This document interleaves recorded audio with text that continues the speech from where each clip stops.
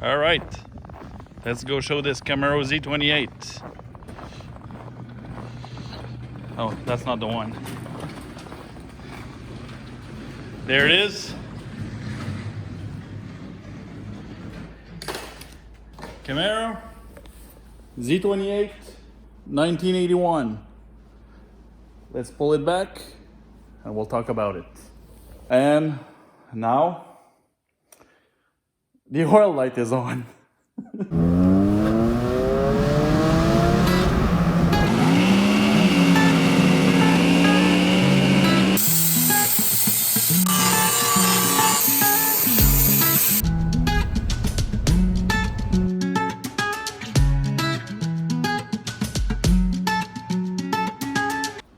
Hope it's gonna start. Hasn't run for a while.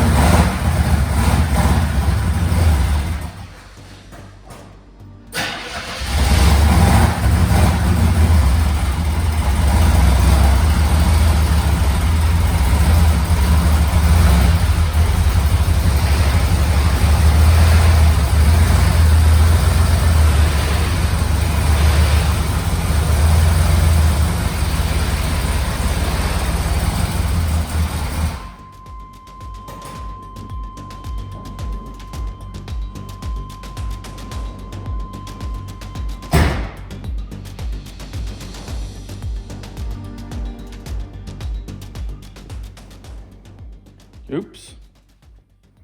Looks like it's leaking. All right. What's the story about this 1981 Z28 Camaro? Had the car for over 20 years. 21 years, I would say. This car was sitting for 5 years prior to that. Early 2000, I was thinking of restoring the car. So I started doing the work on it. Some parts were hard to find in the early 2000. So I took the front end apart. I took also the tail panel. The tail panel here was all rusted. So tail panel wasn't there. The bumper, tail lights, spoiler and trunk, everything was removed on it. And only had a set of mag on it. It was not two, and it was sitting for 3 years, 3 years at my buddy's house beside the barn with no hood, no front end, and it rained in the engine. So water, engine, it seized. That's what happened. So let's open this hood. Okay, let's see if we can find my car on Google Earth. Here's the barn. Okay, let's change the year from 2018 to 2015, 2014. Yeah, that should be it. There you go. You found the Camaro. It is right here. No hood, no tail panel, nothing on it. And infested of mice inside. And that's the little barn that all the stuff was stored in. Hood, tail panel, tail lights, seats, everything was in there. Chevy 350, that was the actual engine that was seized. It was full of water. We spent hours taking this apart. Just taking the carburetor, not the carburetor, the distributor out of there. We had to use pry bar to pull it out. It was seized in there. And then the intake, everything was rusted, seized there. Same thing. When we took the valve cover off, to remove the push rod, we had to use a vice grip with a hammer to pull out the push rod. out of it. Once cylinder head and the top end was removed, we put PB blaster, WD-40, transmission oil, hydraulic, engine oil, name it. It got in there. After 3 weeks, finally got it loose with a wood block and the hammer, and then we pulled out the engine block out of there. Once the engine block was out of there, we've cleaned everything. We've pressure washed the engine bay. Did a quick black coat everywhere to protect the bare metal.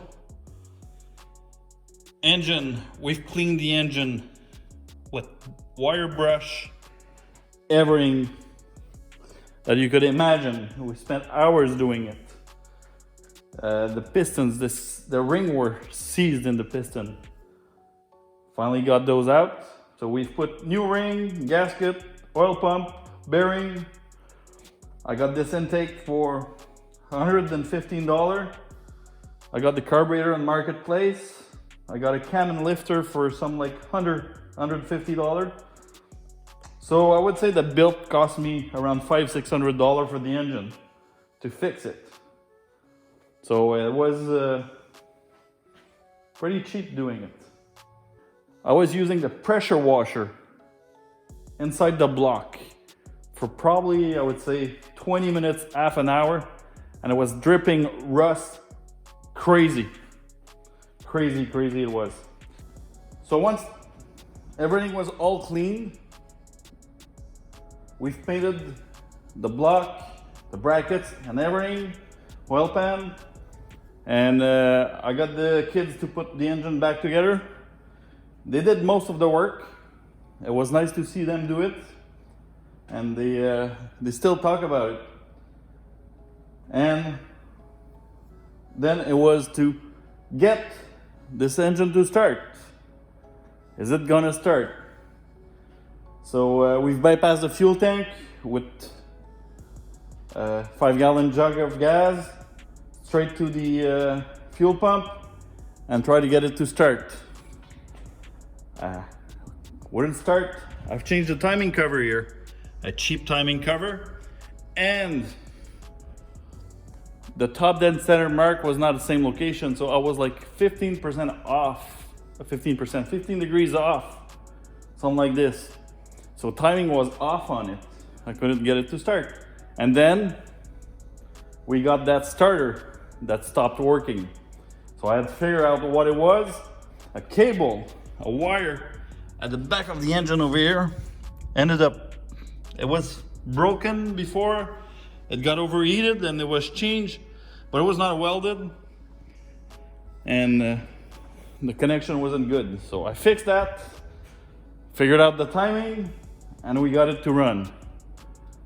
The face and seeing how happy your son is of getting this to run is priceless. Look at this video.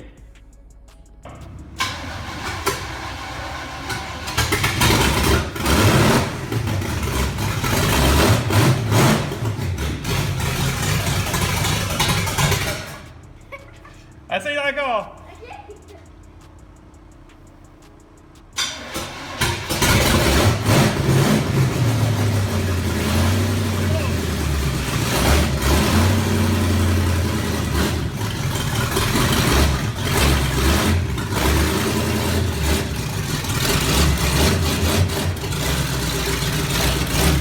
So this was back in 2016 when we got this engine to run. And then September 2019, September 2019, I was able to get the rest of the car fixed and I got my plate on it. And now the oil light is on. I was expecting this, it was a cheap build. So now, I was happy kind of when I saw this. So now we're gonna take this engine out and we're gonna do the 500 HP engine. I don't know how much we'll get yet, but it's probably gonna be a 383 that's gonna go in. Plus, we're gonna redo the transmission, drive shaft, and differential all at the same time, because you learn from the past. If you do the engine, the rest is gonna go. So start from the back, then you come forward. All right, that's gonna be it for today. I'll do another video about the interior, doing the seats and doing a dive for all the panel and fixing all this. It was really bad. When you'll see the pictures, you'll understand.